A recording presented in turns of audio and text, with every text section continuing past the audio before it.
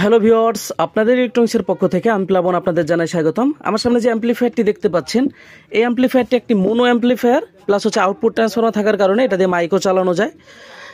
আর এইটা হচ্ছে এর মেইন সার্কিট। আমি সার্কিটটাকে মাত্র ওয়াশ করে উঠলাম। এখন মেইন বিষয়টা হচ্ছে ট্রানজিস্টরগুলো এখানে খুলে রেখেছি, আপনারা দেখতে পাচ্ছেন।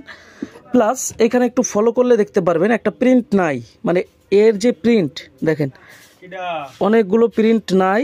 তারপরে কথা হচ্ছে এইটা হচ্ছে ফার্স্ট টাইম সার্ভিসিংয়ে আসে, মানে যার কাছে নিয়ে যায় সে তো সার্ভিসিং করে উঠতে পারেনি, প্লাস হচ্ছে ফার্স্ট টাইম তার কাছে যায়, যাওয়ার পরে গিয়ে তারপরে এই অবস্থাটা করে রান করতে পারেনি, প্লাস হচ্ছে এই অবস্থা।